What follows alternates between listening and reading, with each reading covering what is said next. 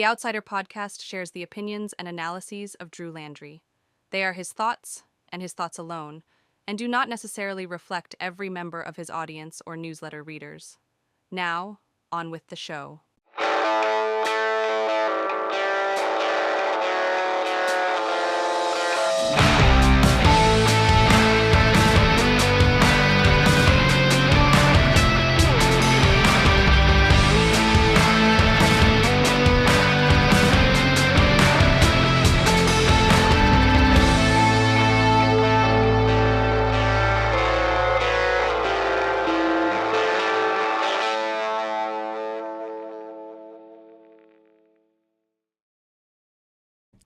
Hello and welcome to another episode of the Outsider Podcast. I'm your host as always, Drew Landry, and folks, it's so good to be with you. Thank you so much for making this the best politics podcast west of I-35 in the Lone Star State. So however, whenever, and wherever you are listening and or watching, you can find us there on YouTube. Please know that I'm incredibly grateful for your attention. Small little thing you'll notice here is, well, I'm wearing glasses. You don't usually see me wearing glasses in these podcasts, but if you're listening to it, you know, you're not going to really, you won't know that I'm wearing glasses now, and since I just told you.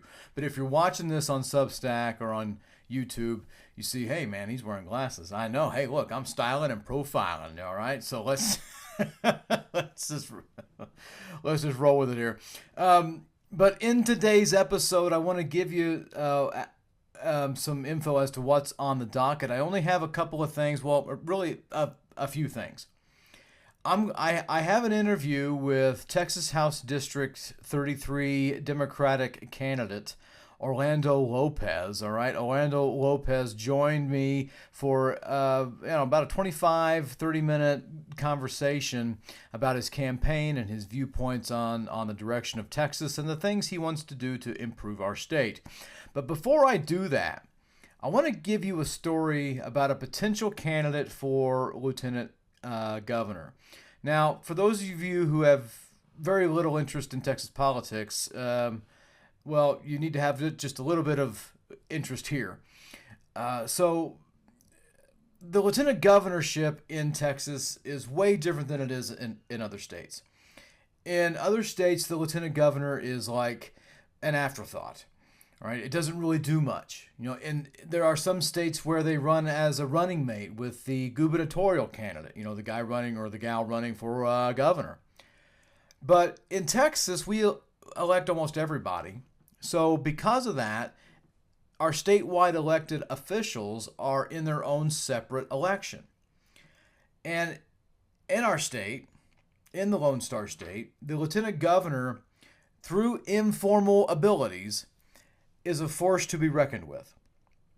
This is a position that gets to set the legislative agenda for the Texas Senate.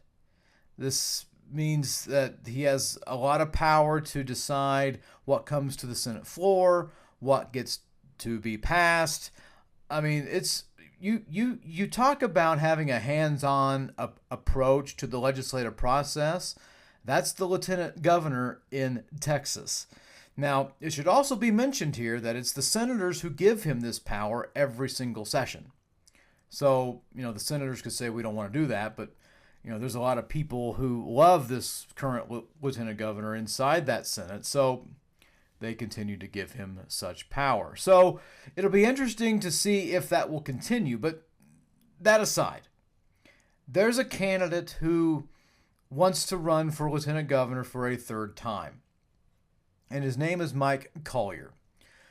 Mike Collier ran as a Republican years ago. He switched over to become a Democrat.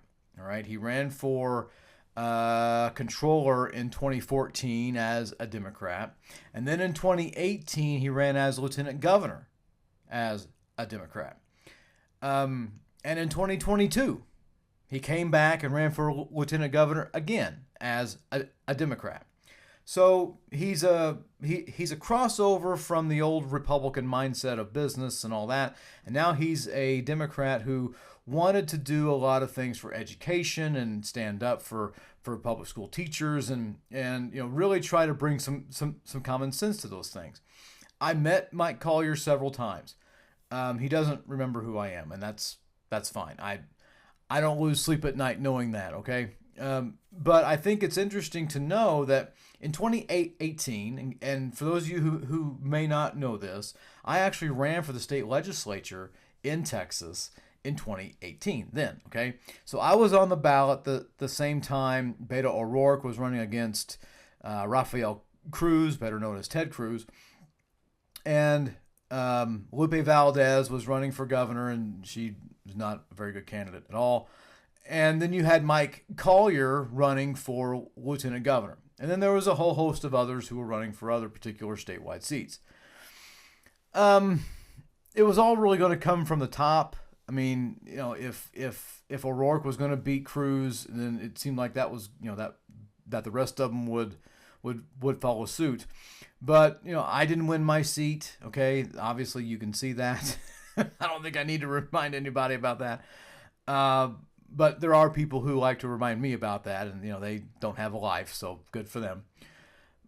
But it's interesting to note here that that was the end of my stuff. Okay, I'm probably not going to run for anything ever again. All right, I know that I can put together a pretty good campaign and try, but I'm not going to win anything.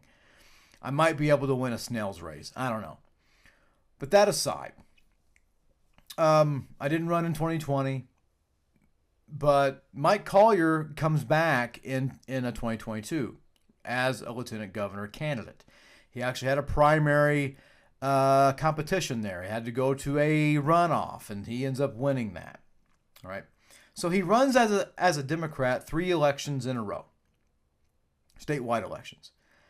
He was even Joe Biden's main guy in Texas. All right. He was like the in charge of Texas for Joe Biden. Was Mike Collier in 2020. All right, I was helping on a campaign around here in 2020. My candidate at the time, who I considered to be a good friend, hey, we did the best we could. It was a really fun campaign. Named John Gibson. Love John, respect John. Does a lot of good work for our area in the personal injury department, and for those who need workman's comp. There's a small plug. He didn't pay me for that. Maybe I ought to charge him for that. Anyway, and so he would, I remember John going to a lunch or a lunch meeting, and there was Mike Collier, and everyone was trying to get Biden to come to Texas and have a big rah, and and it was Collier who said it's not going to happen. I mean, it was Collier who was running the show for Biden in Texas. He was the guy. Okay, now here comes 2026. Okay, 2026, Mike Collier can understand that his time running for lieutenant governor is really over. All right, the Republicans don't want him anymore. The Democrats, he might stage a pretty good primary campaign, but look, that page has been turned. So time to really move on here. So when the Democrats were having their, when people started to file, for the parties, for the Republicans, for the Democrats, there was several people inside the Democratic side who were wanting that nomination. It eventually goes to Vicki Goodwin. What's interesting here is that Collier at some point says, I'm going to run as an independent. I'm running as an independent. And he goes on this little self-righteous streak about how people are tired of the two-party system. Oh, Of course, I'm being goofy because I like to be. But here's a quote from the Texas Tribune. It reads, "Both parties are moving to the extremes, leaving those of us in the center without a voice," he told the Texas Tribune this week. "The two-party system is failing us, and one thing I can do is help normalize independence running." Okay. So I like how the Tribune mentions here about what Texas law is. Any political party that got at least 20% of the vote in the last governor's race, okay, they have to actually hold a primary. All right. Primary elections is what you want to hold, you vote and leave. Easy. But if you're an independent candidate, well, you have to do a signing petition. You actually have to go out, knock on people's doors, get them to sign your petition to put you on the ballot. But there's caveats to that.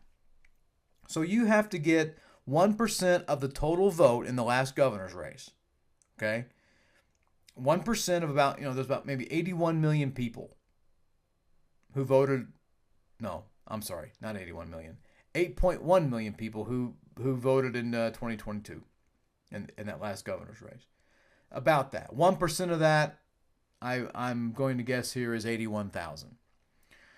So that said, that's the number of signatures that he would need to get. Now, according to Texas law, if you sign a petition for somebody, that means you can't participate in a primary and you can't participate in a runoff, nor can you participate in a convention unless that person you're signing for is in your party. Okay, so Mike Collier, running as an independent, tried to get people who would vote in the Democratic primary, tried to get them to sign it. If they signed it, they wouldn't be able to actually vote in the Democratic primary. Isn't that crazy? Not really. The idea is, if you're going to run as an independent candidate, then you have to get registered voters who are independent to sign your petition. So he has to get people who didn't vote in a primary, didn't vote in a runoff, didn't go to any conventions to sign his signature petition to get him on the ballot. All the signatures must be submitted by 30 days after the primary runoff. But a candidate cannot start gathering signatures until after the primary is decided. So they have about 113 days to collect signatures. And that's been the ball game, folks. It's been that way for a long time. And here's what Mike Collier had to say about this. The Tribune actually makes a good point. It says that Collier didn't fully understand the mountain he was trying to climb here. This is a Collier quote. A more cautious person would have studied it more carefully, but I wasn't going to let that decide whether I would try. Even once I learned what it required, I wouldn't have been motivated to file the lawsuit, except that the runoff turned an already insurmountable challenge into the absurd.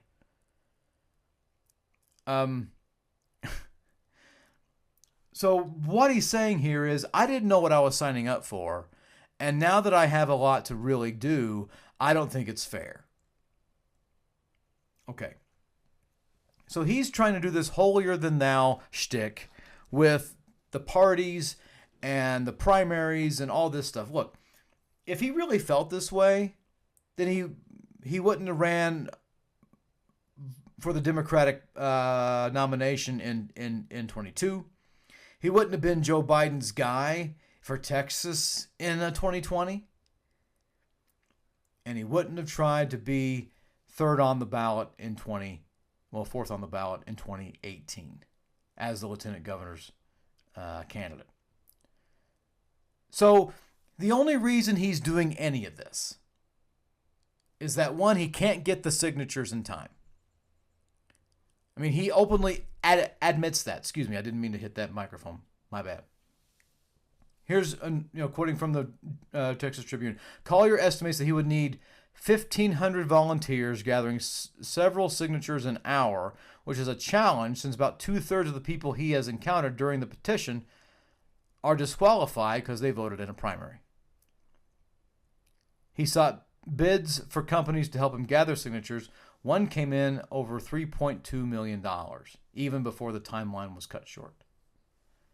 So he's saying, I don't have the groundwork, I don't have the money, so here, how can I change this? I'll just do a lawsuit.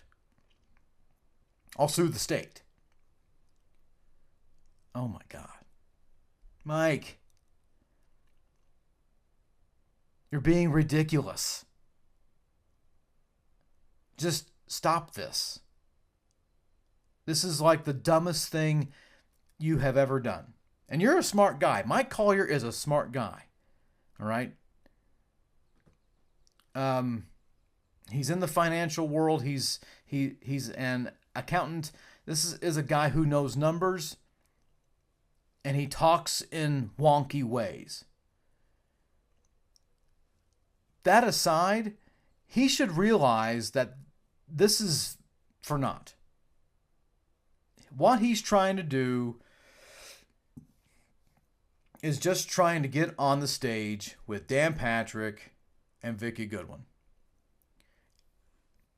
And if he really felt that this was a problem, he wouldn't have ran as a Democrat all those years ago. He would have been trying this for some time. Dude, I would also like to remind you that 20 years ago, all right, in 2006, there was not one but two independent challengers for governor against Rick Perry. You had Carol Keaton Rylander Strayhorn. It's a heck of a name. May she rest in peace. And Kinky Friedman. Also a heck of a name. May he also rest in peace. Those two individuals got enough signatures to be on the ballot for governor in 2006. They didn't whine and complain and jump up and down and say, and do all the malarkey you're doing here. I mean, Rylander Strayhorn was a former Republican. She couldn't stand Rick Perry. And so she wanted to run against him. And so she ran against him as an independent candidate. Interestingly enough, all right, Strayhorn and Friedman combined got 32% of the popular vote. All right, the Democrat there was Chris Bell. He got 29% of the vote. Perry ends up winning that with 39% of the vote. But why do I mention that? Because if those two can do it, if Friedman and Strayhorn can do this, if they can muster enough support from the ground, then Collier, so can you. Suck it up, dude. Quit whining about your, it's a bad bit, I don't like it, this is a good thing. Spare me. All right. Let's also know he's probably not getting enough donations. People know he can't win. They tried once, twice. He got real close in 2018. He came within 5 points. Five or so. I mean, and that shocked Dan Patrick, which, is a bit of a stunner because people never really thought that Dan Patrick had much of a heart anyway. To be shocked. But that said, get real, Mike. Just wrap this thing up. Don't even try to do this stupid lawsuit. Just end this thing and get behind Vicki Goodwin. She needs your help. All right? And you would be a really good soldier, and you would be well thought of within a lot of circles and within this state as being someone who's trying to unite behind a candidate who you have a common foe. Okay? So there's that. And this is just hilarious. Because now we have to talk about Mike Collier. All right? And that's another reason to get his name out there. Well, people will hear me. They'll see my name again. Anybody who's been paying attention to all that is just rolling their eyes. Now, what's he doing? Why is he doing that? This is so stupid. That's story number one, but that I wanted to share with you. Another one here has really been the big story of the week. Big story of over the last few days, and it's been the Memorandum of Understanding that the United States has signed with the Islamic Republic of Iran. Now, let's understand what's been taking place here. Suddenly, President Trump, woke up and said, hey, I should bomb Iran. And so he did. This happened in late February, okay, a little less than 4 months ago. And the president realizes he's tanking in the polls. His approvals are terrible. And he thinks, if I can just get some victory here, then my numbers will go up. And I can get a better deal than Obama with Iran to make sure they didn't have a nuclear weapon. Well, I don't know what reality this president lives in. I have no idea. It must be Truth Social world. But President Ramblefest and President, Sleepy Don, Dozing Don, I don't know where he's been. But Iran doesn't have a nuclear weapon. It didn't before this. It didn't have one under Biden. Didn't have one under Obama or Bush. Like what the heck, dude? And so here you are fear-mongering, and what is so wonderful about that is that there are people on his side who questioned it, like Tucker Carlson, which I don't ever think Tucker Carlson does a lot of good of anything. Like, why is this a thing? Why are we bombing Iran? Let's also understand that there are people who will defend anything this president does. And small side note here, if Trump derangement syndrome is where the president is wrong on everything, that he's this orange Hitler, and he's, Franco and Tojo and Mussolini, and, he's all these terrible actors in world history. That's Trump derangement syndrome. If that's the case, then isn't being hypnotized to thinking everything that guy does is great is also Trump derangement syndrome? That goes both ways, people. If you think the president urinates gold and can do no wrong, you also suffer from Trump derangement syndrome.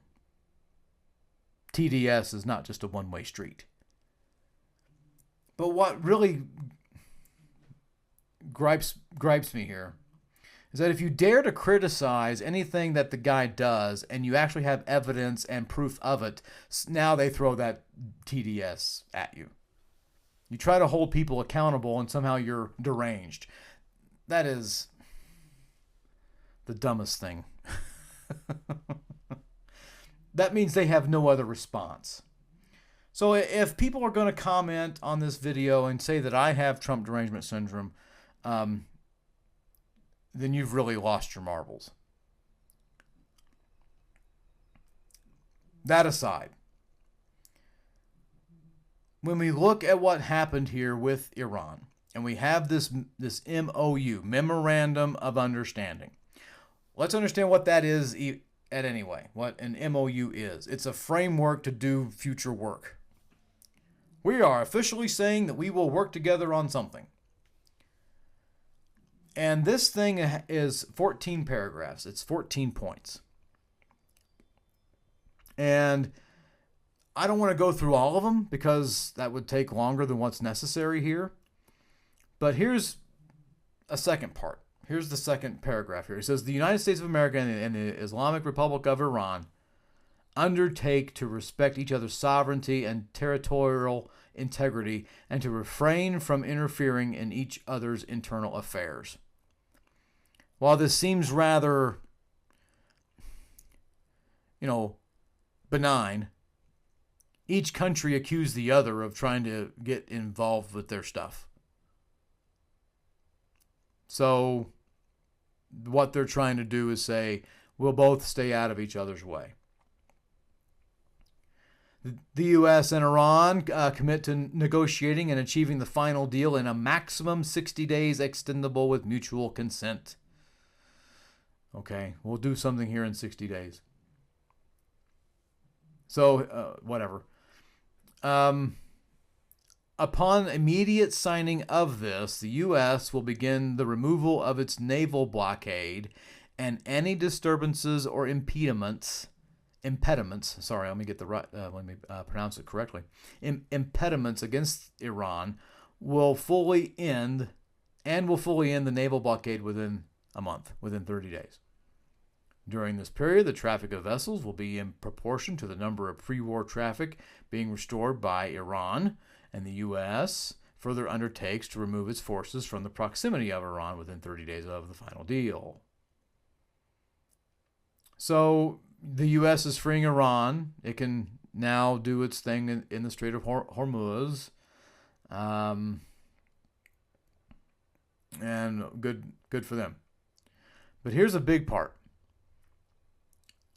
Upon signing the Islamic Republic of Iran, right, Iran will make arrangements using its best efforts for the safe passage of commercial vessels with no charge for 60 days, only from the Persian Gulf to the Sea of Oman, and vice versa. The traffic of commercial vessels will immediately start, and considering the need for removing the technical and military obstacles and demining by Iran. That will be instated within 30 days. So the key line here is the no charge for 60 days only. After that, Iran can impose those fees as it did before. It never had those fees. It can now impose fees, which it never did. So free passage is over. Once you get past those 60 days, you can't go through the Strait of Hormuz for free, despite what Marco Rubio said, Secretary of State.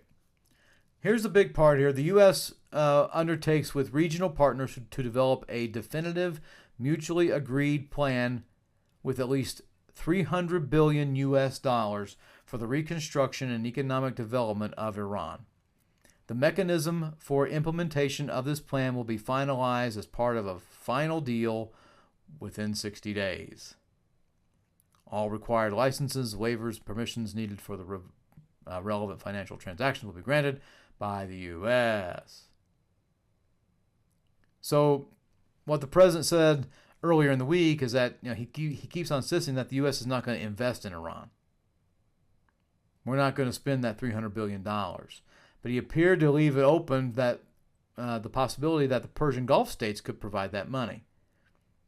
It's a sensitive issue for the president, seeing how he constantly just barraged President Obama for shipping $1.7 billion in cash in that 2015 deal. What they often forget is that that $1 billion was unfreezed assets from 1979. Here's paragraph 7. The U.S. undertakes to terminate all type of sanctions against Iran, including the United Nations and the IAEA, and all unilateral U.S. sanctions, primary and secondary, in an agreed-upon schedule as part of the final deal. Interesting. So we're going to lift a lot of our sanctions, a lot of our economic sanctions. And that was really the only thing that brought Iran to the negotiating table, to actually surrender its nuclear program, as that was the basis for the 2015 deal. This is so dumb.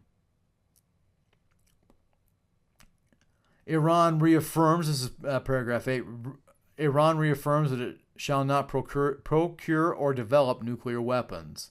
The U.S. and Iran have agreed to resolve the disposition of stockpiled, enriched material pursuant to a mechanism that will be mutually agreed upon in accordance with the schedule mentioned in paragraph 7. That's really funny because we kept hearing about how they don't have any weapons because Trump blew them all up.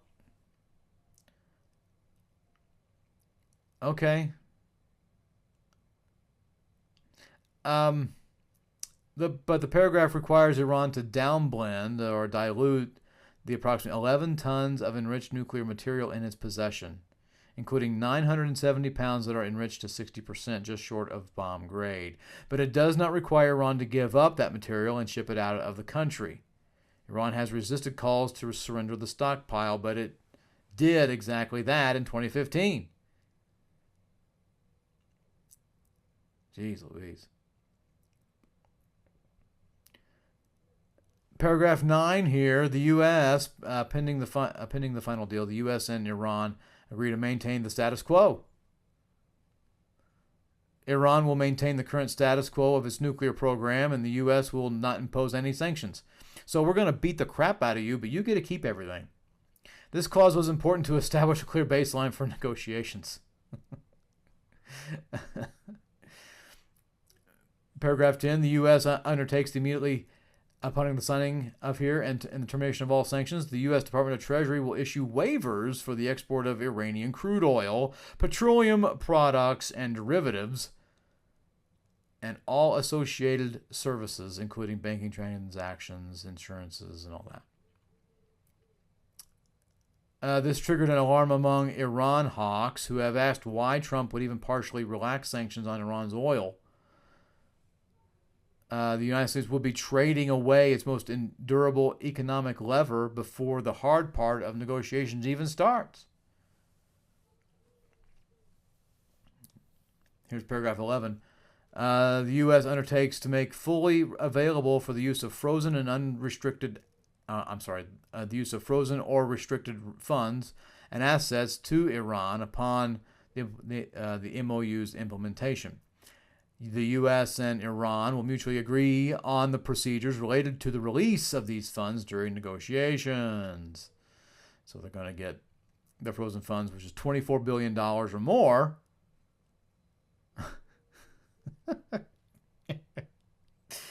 Oh my gosh. Here's paragraph 12.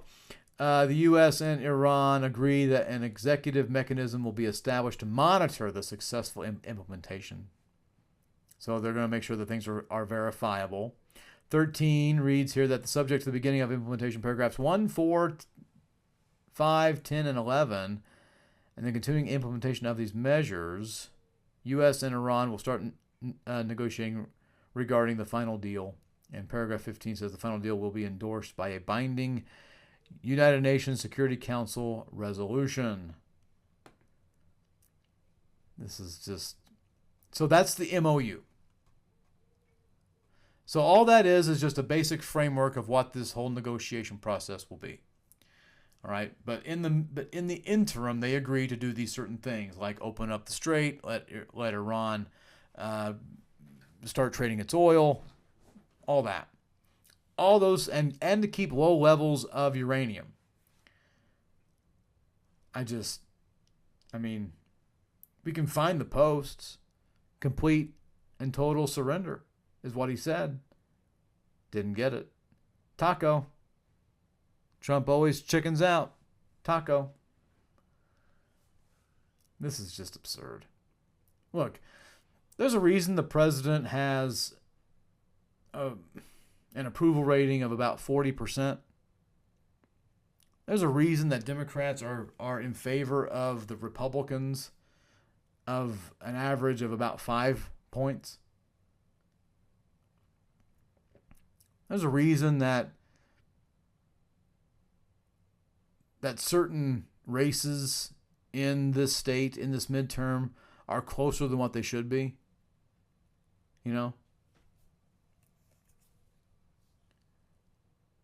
And it's all because of him. Republicans will have one person to blame for all this, and it's Donald Trump. I mean, there's a governor's race in Florida where it's actually like fairly competitive at this moment. Now, there hasn't been the primary yet.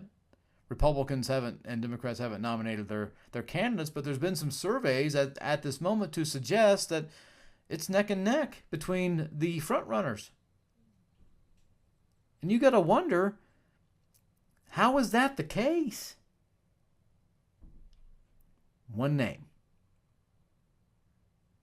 President Donald Trump. He's the albatross hanging around Republicans' necks. But, that's the way it is now. And I always have to say this. I always have to bring this up. Public opinion is not set in stone. It is fluid. It could change. Maybe we'll get gas down to 250. And then maybe people will start feeling better about the economy, and people will start actually to feel these types of changes that have been trying to be implemented over the last year and a half. And then maybe that'll change the perception that is given of the president and the Republicans. And given just that amount of time to where they're going to have this midterm convention to try to rally the troops to get them excited to vote in the primary in the midterm general election. So yeah, maybe all that will happen. We don't know. But where things are right now, in mid-June, where the election is about 4 months away, less than 4 months away, in about 3 months, we're going to be early voting here in Texas. It ain't looking good for the Republicans. I've never seen a group of people be more scared than what I've seen right now. And they are just grasping for all the straws and saying all the crazy things that, wow, we're going to lose if you guys don't go vote. That's the most basic thing in the world. If your supporters don't show up, of course you're not going to win. Anyway, the point that I'm trying to make here is that unless things don't change, if we just feel like we're constantly in this lamaze, this constant feel of like, I don't know, zombie mode,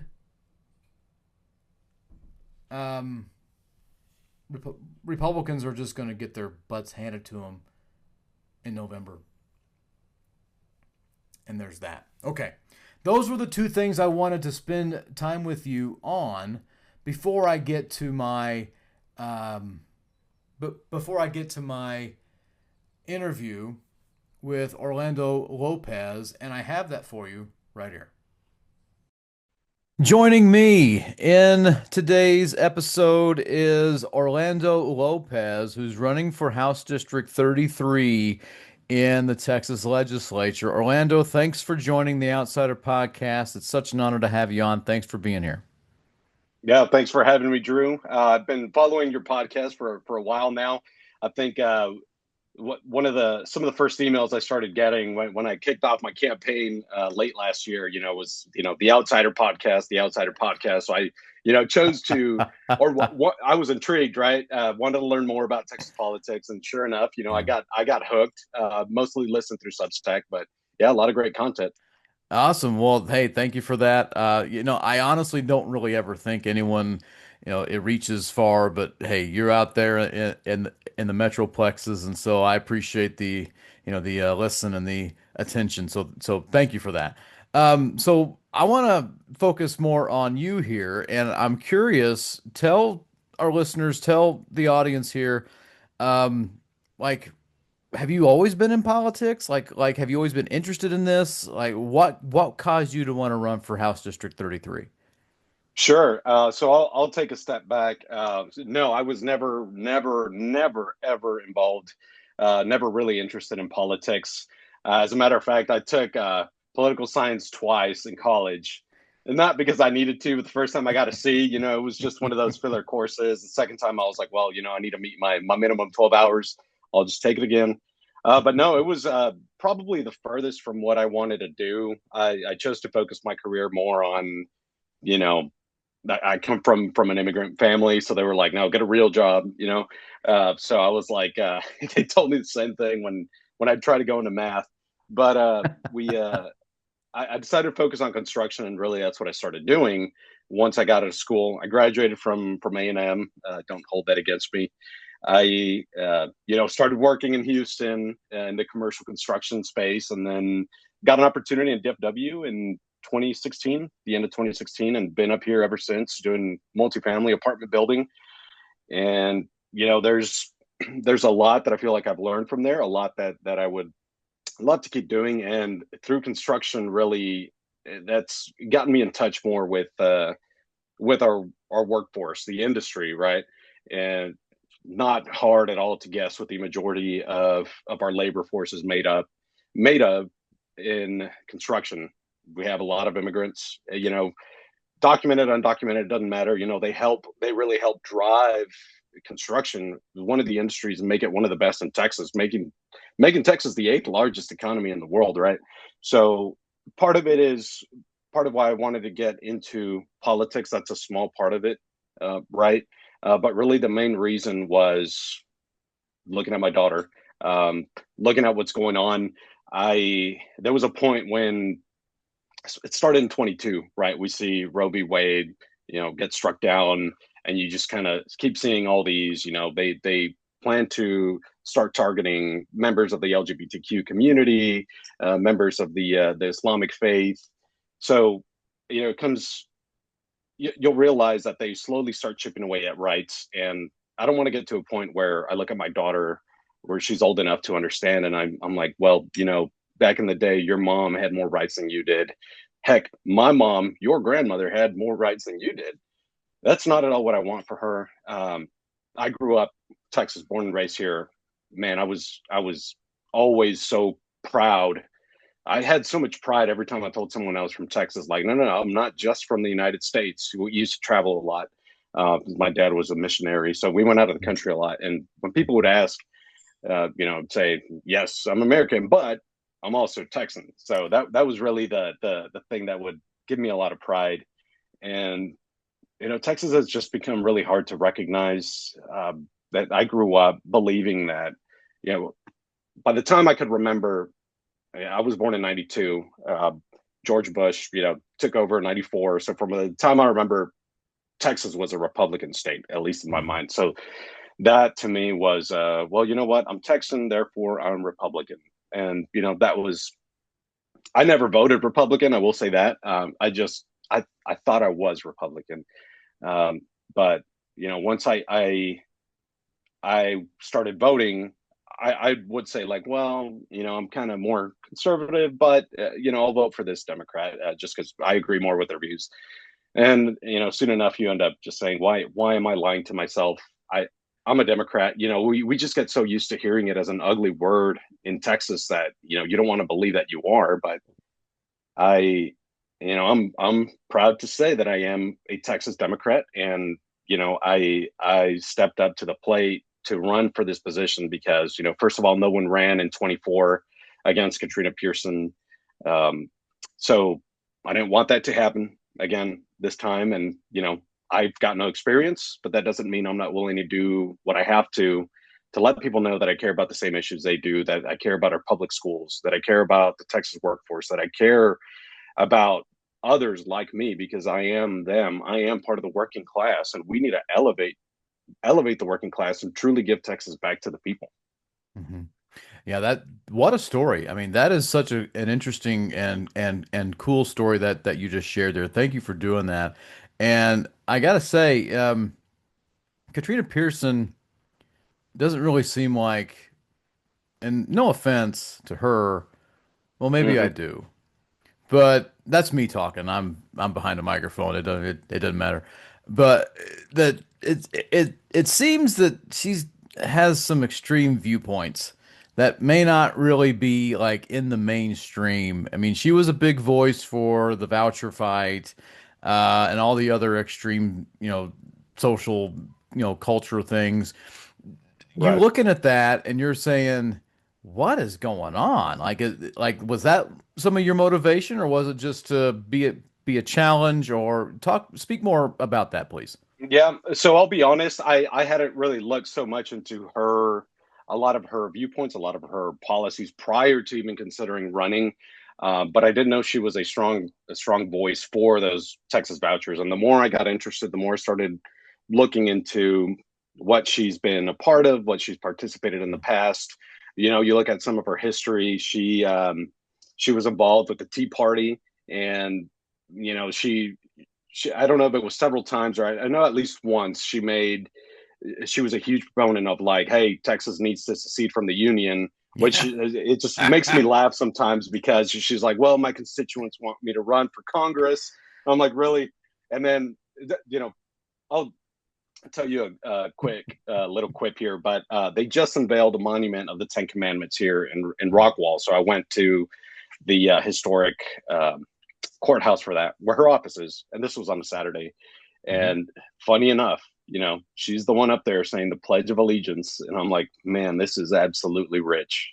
Someone who wanted to secede from the Union, right up in front of a lot of members of the Republican Party. And I wasn't trying to instigate anything. I was just like, I haven't had the opportunity to meet her, so here's my chance. And I met her. We exchanged a few pleasantries. But to get back to your original question, yeah, I mean, she's been involved with so much. You pull up her Wikipedia, and I'm not going to cite anything from Wikipedia, but this is just Sure. yeah. Yeah.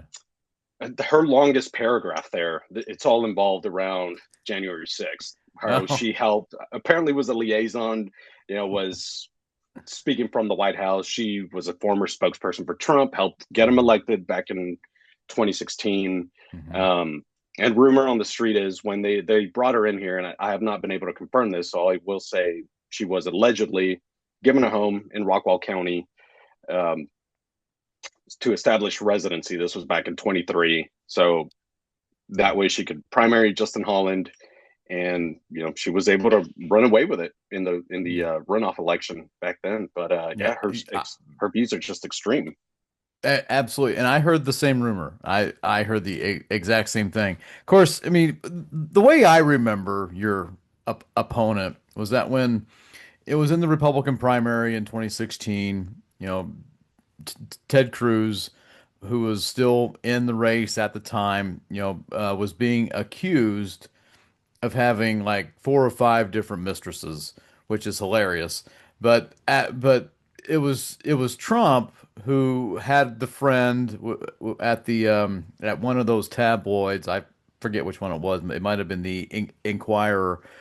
Leaked this story, and they all like had their faces or like blurred out or something, and people did some deep digging and found out that one of those faces was Katrina Pearson here. So I just had Oh, to laugh that she was part of this particular group that was accused this of being a yeah. mistress for Ted Cruz, and I thought there's no way that more than one woman wants to be with Ted Cruz.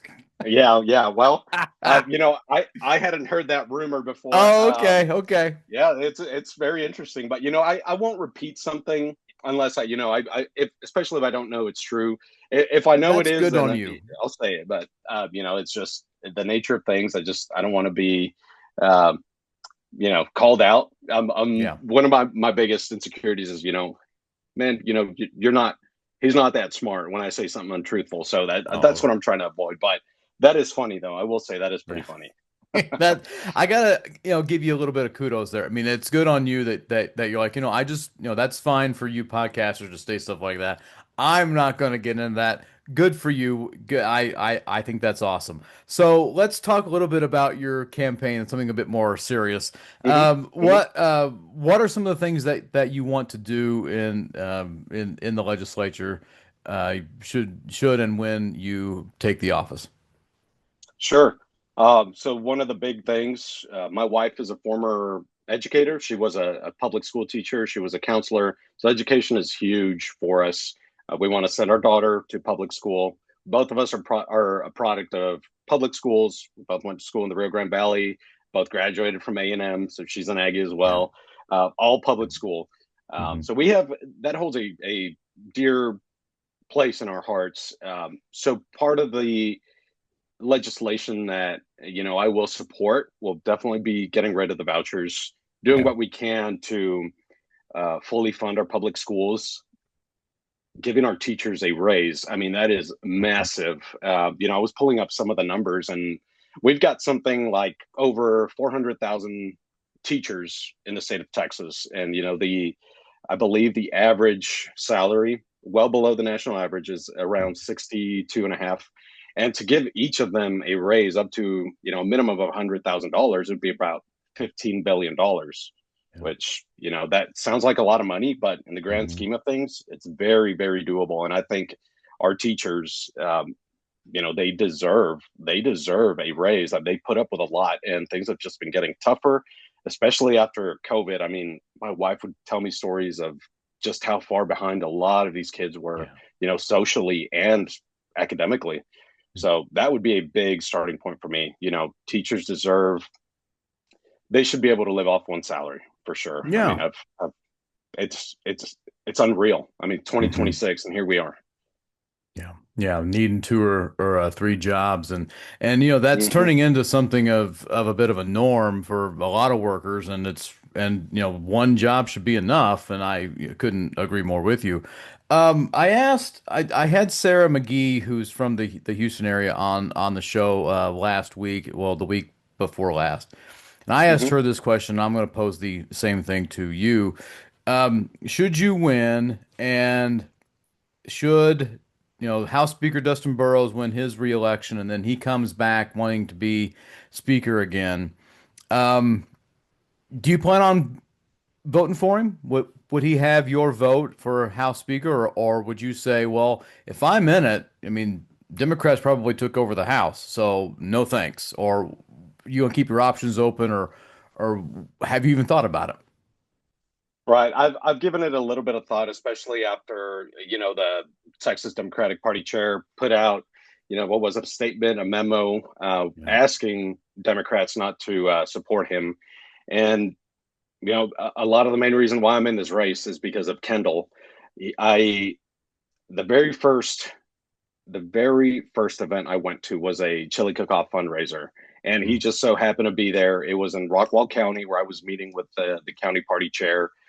And I was still riding that high where I was like, I'm going to run for this, I'm going to do that, I'm going to change the world. And I had, normally a lot of these thoughts I would have had would have died after a few days, and I think that probably would have happened had I not met Kendall Scudder. I was able to have some one-on-one with him, not fully knowing so much about the Democratic Party, and I believe that his vision is a good one for the party. And if he has, there's a reason for him to ask Democrats not to back Dustin Burrows, then I want to be able to trust in that. And so my answer is I will most likely not back Dustin Burrows as a speaker, because first off, I do believe we are going to take the majority in the House. Hmm. So, it's an I don't know if I should say an amazing time right now in Texas politics.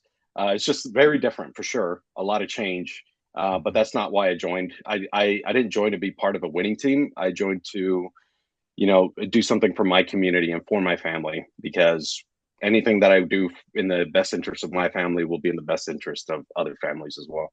Yeah. So, while you may not have won, you may not have thought that you were joining a winning team, you're joining a fighting team.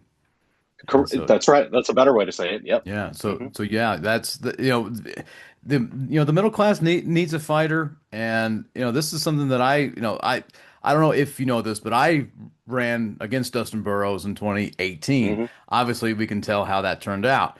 And what got me into it was the fact nobody was talking about my issues that I thought were important, which is kind of what I'm hearing from you too. You have a set of ideas that you think needs to be heard, and the person sitting in that position right now isn't either talking about it or isn't talking about it in the way that you think that people should be talking about it. Hmm. Or Hmm. so I think that's fantastic that you're going to go in there with the idea here. Hey, look, I'm talking about issues, and these are good enough issues that can propel me uh, over the finish line before the person who I'm running against. And I think that's fantastic. Hmm. I want to ask you here now about like you talked about public education being one of your issues.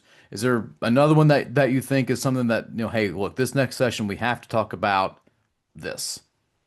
Right.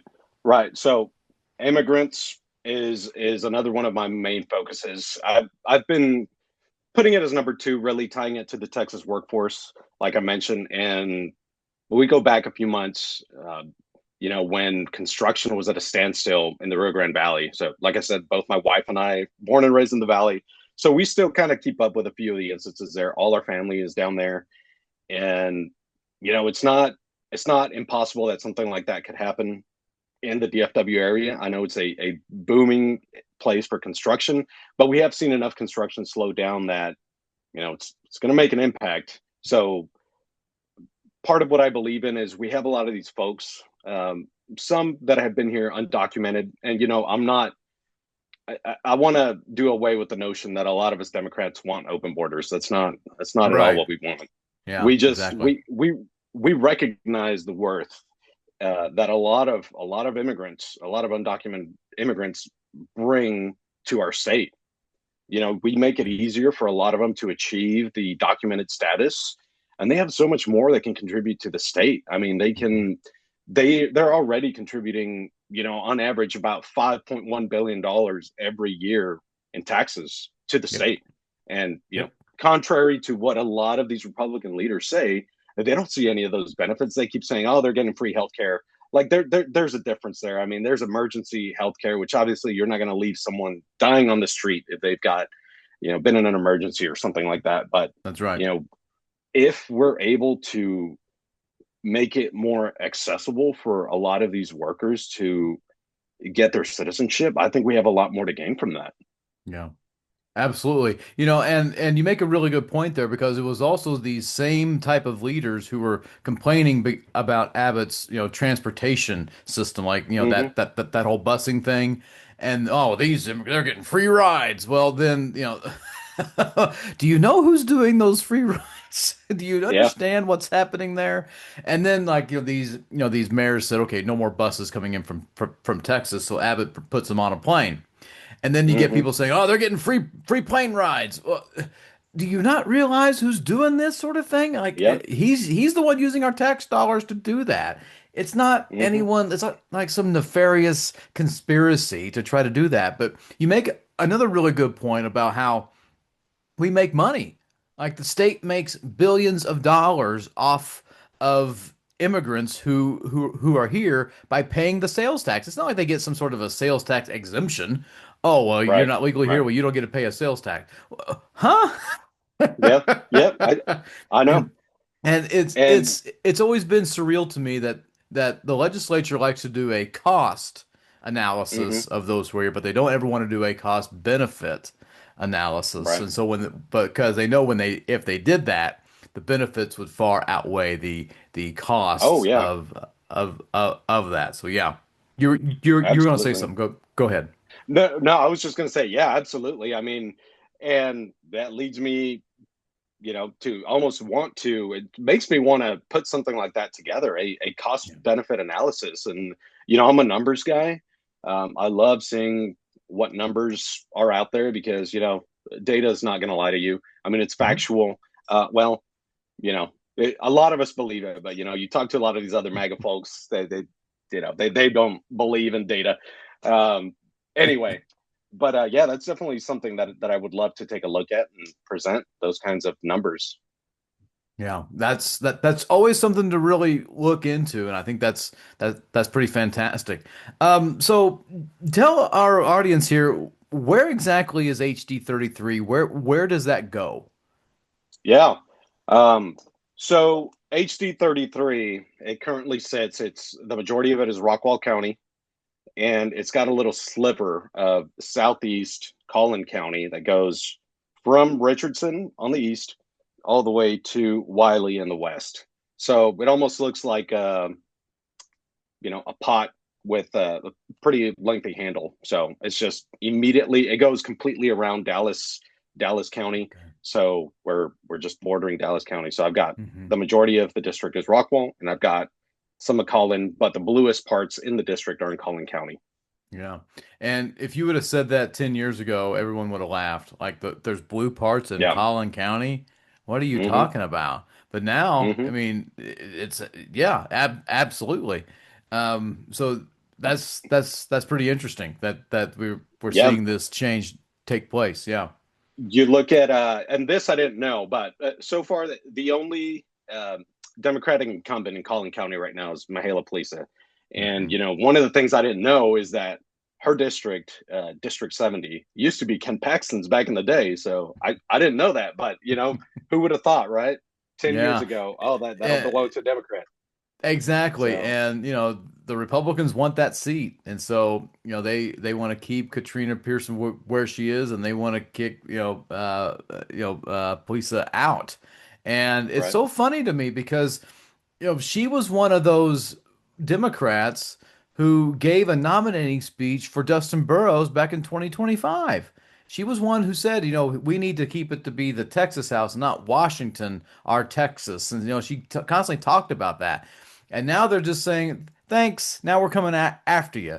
Talk about just a big, knife in the back. I mean, what a backstab. I mean, this is a group of people who just don't care about relationships. They don't care about, a coalition building. They just care about power. Right. And Right. even if you helped them, Hmm. you're on the wrong team. Screw you. We're coming after you. Yeah. And one of the statements, I've been going through the voting record from the 89th legislature, and Hmm. one of the statements that Katrina Pearson made, this was, heck, I think it was one of the first resolutions. We'll have to go back and look at the number, but it's pretty much where they made all these changes. They eliminated all the Democratic chairs. Um, um, and she made a comment about, well, my district has been very vocal about not wanting to share power, and this is an absolute power grab. I mean, I agree. It's not like it's not like Republicans are going to be completely out of the House, so we're going to have to work with them once we get to the House, if I make it there. So I understand the need for that. It's important to have Republicans be chairing something. It's important to have Democrats chairing some other committees. So I believe we need to work with that. But to outright want to dismantle the minority party, not try to strip any power from them, is just Yeah. it's unreal to me. Absolutely. And, it was what's often forgotten is that it was Democrats who started this entire tradition. Like it was Speaker Billy Clayton in the 1980s that started this. And then Gib Lewis continued it, Pete Laney continued it, even Tom Craddock, whenever he was the first Republican speaker since Reconstruction, he did it. Hmm. And it kept going until this time around, and they finally got the person who would bring it to a vote and all that stuff. And it just is like, we helped you get here, and now Hmm. now that you're up here, you're going to kick the ladder so that we can't do this coalition bipartisan sense of governing anymore. Right. And so with that in mind, I mean, it seems like you might have the idea to say, hey, look, let's kind of go back to what it was. I mean, we can have, bipartisan coalition governing. Did I read that wrong? Would you be okay if there's a Democratic speaker and they elect and they have Republican chairs? I think I would be okay with that. Granted, a lot of these Republicans are, willing to work with us. There's a difference between Republicans and MAGA Republicans. Hmm. So MAGA Republicans, I know they, Katrina Pearson being one of them, they want that power. They're focusing on that power grab, and I believe there's a lot of good Republicans still out there. Of course, they have their own views. We have our own views, Hmm. and I think as long as we're all on the same page about working together for a better Texas, then why not? You know. Yeah. Hey, fair enough. I think that's completely logical. Orlando, give us just about 30 45 seconds here about your final touches of your campaign speech. Tell us where we can find you, where people can donate, all that stuff. Sure. So the main reason I'm running, like I said, I'm running because keeping my head down wasn't an option for me. I'm running because I want my daughter to know that I stepped up and I was willing to do something instead of waiting for someone else to be that person. And I'm running because that's the type of person my family raised me to be. And even if I don't win in November, I don't plan on going away. So my name is Orlando Lopez. I am running for House District 33. You can find out more information about me at www.lopez4 FOR TXHD www.lopezfortexashd33.com. Again, that's www.lopezfortexashd33.com. Not very simple, right? But could have made it. I'll make it easier on the next one. But follow me in my socials too. And what are your social handles? Yes. So Facebook, you just look at Orlando Lopez for Texas House District 33. I'm on X. It's at Lopez 4 TXHD33, and Instagram, which is, this is all lowercase, Lopez dot number 4 dot TX dot HD dot 33. So Okay. try to get them all as close to each other, but they're all linked to my website anyway, so they can be accessed through there. Awesome. Awesome. I'll tell you what I'll do. Those who are watching, you have seen it already. I have added in those particular handles, and they've already appeared on there. So they're getting a visual of this. And so they can actually see what you just said there. So there was the website and the socials, and they were all given a visual so that they can see what you just said there. Orlando, Okay. hey, man, I think it's great. I think it's awesome that you're taking up this particular fight. It takes a lot of chutzpah to even consider running for one, and I think it's awesome. And we're all following your campaign. We're all watching you, and we wish you all the best all the way over here in West Texas. And we're gonna, when it comes to November, we know you're gonna give it all that you got, and let's take that seat. Thanks for being on here, Orlando. I appreciate your time this evening. Thank you. Yeah, I appreciate it. Thank you, Drew. Folks, that's all from me today. Special thank you to Orlando Lopez for joining the Outsider Podcast. I have had some candidates reach out to me to want to be on the program. I will give them the space to do that, and hopefully you enjoyed the conversation and you enjoy listening to them and hearing in on that. So be on the lookout here over the next couple weeks for some more candidate conversations with me here on the podcast. But here's how they were able to actually do that. Because they were able to, one, listen in, and two, they emailed me.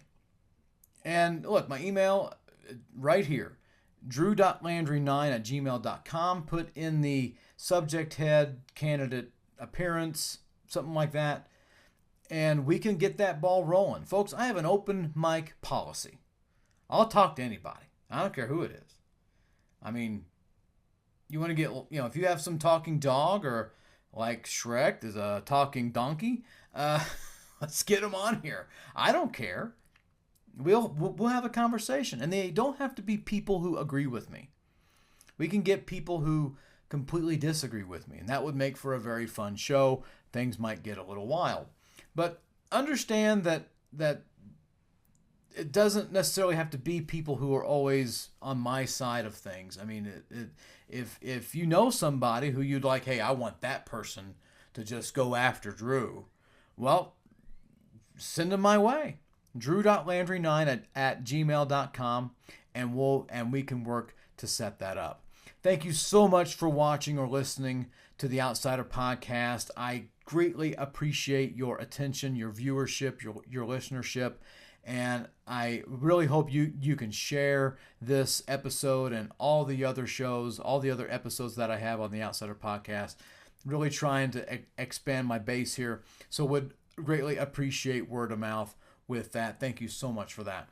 And finally, again, I just want to reiterate, I'm so grateful for you for listening and watching. And folks, I'll see you again very, very soon. The preceding analyses and opinions were that of Drew Landry and his alone. They did not necessarily reflect all of his podcast listeners or newsletter readers. Thank you for listening to the Outsider Podcast. Be sure to follow The Outsider on X and on Facebook. Also, don't forget to sign up to be a free subscriber to his newsletter on Substack. Just look for The Outsider. We will see you again next time.